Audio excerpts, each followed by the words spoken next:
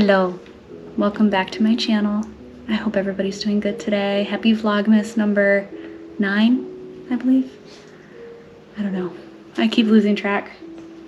We're doing something a little different today, but I hope you guys enjoyed the little build-up with the cute little music box and candles, and I got my hot toddy. If you haven't had a hot toddy before, I definitely recommend. It's probably one of my favorite drinks this time of year. So let's do a little bit different today. So the first thing that I'm thinking about doing is I've got a stack of books here, and I thought I would share my favorite Christmas books with you guys. Every season I try to bring them out. I try to read them. It's definitely not happening for me this year for any novels. Unfortunately, I'm too maxed out, but they do bring significant joy, and if you like Christmas stories even past Christmas, I definitely recommend some of these. So I guess I'll just talk a little bit about each book. Maybe you will learn a thing or two. So the first book, this is my absolute favorite book of all time. Maybe not all time, but it's up there. This is such a good story. If you've never read anything by James Patterson, you need to read his love novels. I'm sure his writing shows just as nice in like his scary novels that he has, or adventure. I don't really remember what the genre is, but I have every single love novel by him. And I would say he's neck and neck with Nicholas Sparks. I'm not gonna lie to you. But the stories aren't all the same. This story is so freaking cute. You will feel magnificent when you read this book. I don't think I cried. I don't think there was any crying moments. Not that I can remember. I just think it's an overall feel-good, happy Christmas book. It's called The Christmas Wedding by James Patterson. And basically, without reading the inside of each book for you, the idea is there's a wedding in the family, and it's a fairly large family, and none of the kids to the mom, it's written in the perspective of the mom, so the one getting married is the mom. None of her kids know who she's marrying, and they're trying to figure out who it is, and you decide you see it at the end. But you know, she's such a sweet, kind-hearted woman that has like so many friends that it's just a really good story. It's really good. You don't want to miss this one. The Christmas Wedding by James Patterson. Go and read it. You won't regret it. Those are his other ones. These are his other love novels. He has Suzanne's Diary for Nicholas, Sam's Letters to Jennifer, and my favorite, Sundays at Tiffany's. Such a good writer. Such a good book. So I always try to read this one every year. I keep trying to take a sip of this, but I don't know if it's too hot. I think it's too hot. It's fogging my glasses. We're just gonna wait. The second book that I love to read this time of year, and this one's not necessarily before Christmas, so I could potentially still read this. It could be just in winter, is The Letters by Luanne Rice. This, you know how you love a book so much, but sometimes you can still forget the premise? Well, I haven't read this one as much as I've read The Christmas Wedding, but I have read it quite a few times. It's pretty banged up. Basically, it's two authors, and, well, you know, it's not much to read. I'll just read that part to you. The death of their only son shatters the one thing Sam and Hadley West still had to live for, their marriage. Now, ensconced in a house in Maine, Hadley deals with her pain through painting and letters she exchanges with Sam. His career as a sports writer has taken him far and wide, but this time he's in a remote outpost in Alaska awaiting transport to the spot where their son's plane went down. Through their missives, both express longing and truths that they never voiced while married. And as their correspondence evolves, they relive the magic moments, the challenges, and the reasons they fell in love in the first place. But I remember, Luanne Rice is a great writer. I remember reading this book and just feeling warm it was just, it wasn't like too much. You know what I mean? Usually I don't do divorce stories like that because it tends to be too much. This wasn't too much. This was, it was good. Also, apparently I have a large print version. The letters. You should definitely read it. It's another favorite. In the winter season, I also really like to look at books that are homey, sustainable, rustic, books that allow me to hand make things for gifts, or I don't know, that Scandinavian kind of lifestyle. We'll say that. So with that being said, I love to read books like this in the winter. This is Perfumes, Splashes, and Colognes, Discovering and Crafting Your Own Personal Fragrances. And it like breaks down like all of the different scents. So sweet orange, sweet pea, tangerine. In nature, this oil is expressed from the fruit's peel. In perfume, tangerine provides a crisp orange fragrance in the top notes of Dolce & Gabbana's perfume. The men's perfume of Hugo Boss has top notes of tangerine also. Just really fun stuff like that. But pretty much any crafters or makers book, which leads me to my next one. This one. So this is Folk Wisdom for a Natural Home. Hopefully you can see the cover without it being too glary. And this is a similar type of book.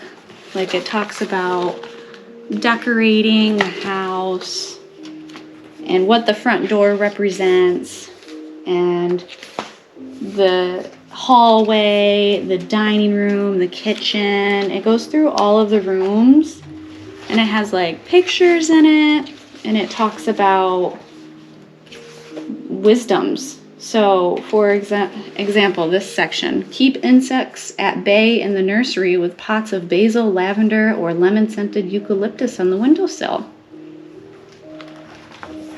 It just gives you a fun little like homemade washing powder. There's like a recipe for that.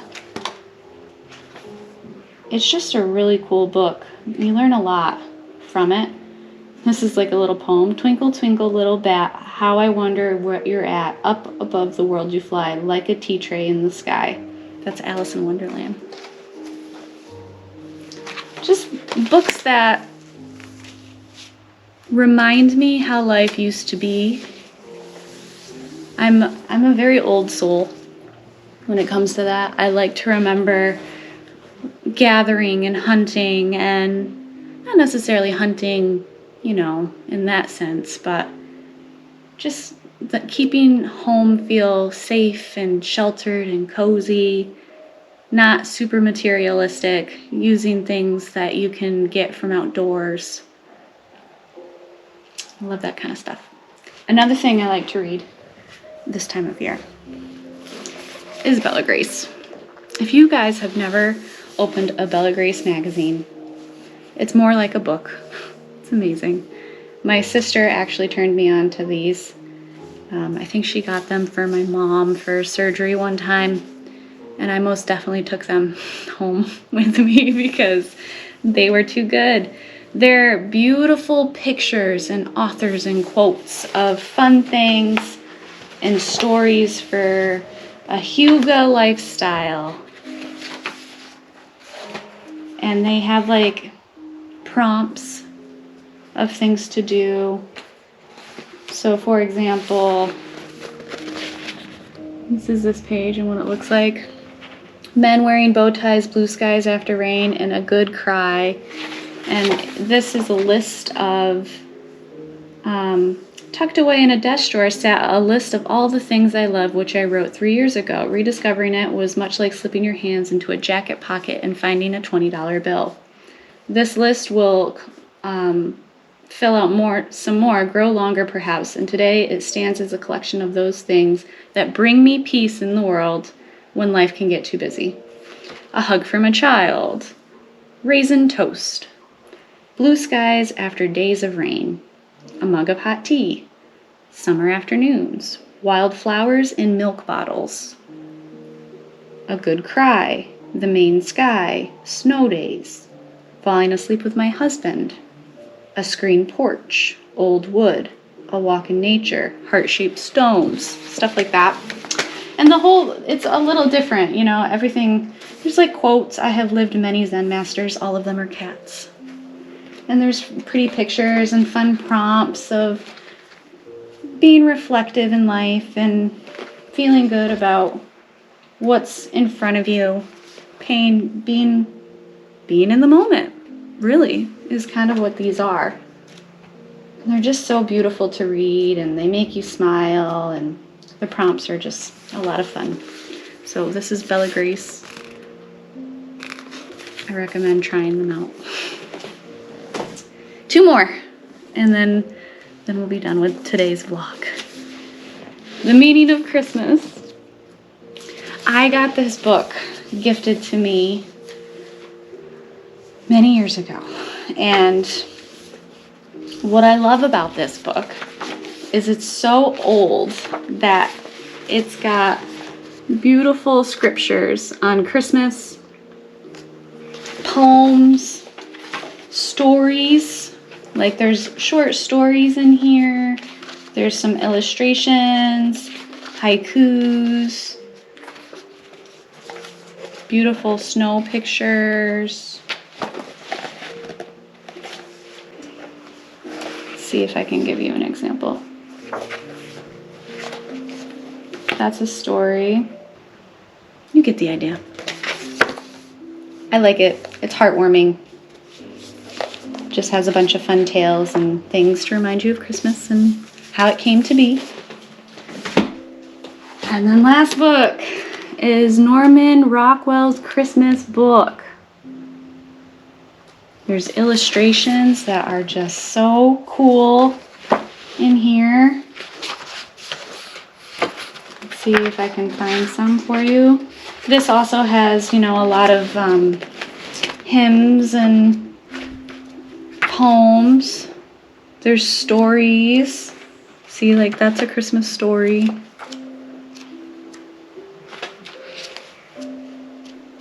Christmas Eve, one Christmas Eve. Black and white illustrations. Old New York Times illustrations. I love these kinds of books. Carols. There's Christmas carols in here, so if you're a music player, you can play the song. Silent Night is in here. It's just something that I love to look at every Christmas. Read some fun stories in there. I haven't gotten through the whole thing yet. I'm kind of putz around to see what I can find. And those are the stories. That's the lineup for my Christmas books. Are there any that you guys recommend? Are there any Christmas books that you read every year? Or like magazines or anything in particular that brings you joy based on reading or looking during the Christmas season? I would love to know. Drop the comments below. Otherwise, I hope you enjoyed this video and the build up with hot toddies and my beautiful candles and decorated living room. So I hope everybody has a good rest of the week. I celebrate my 15-year anniversary tomorrow. Don't worry, there'll still be a vlog coming out. It'll be this one. But yeah. Cheers. So warm. And till next time. Bye guys.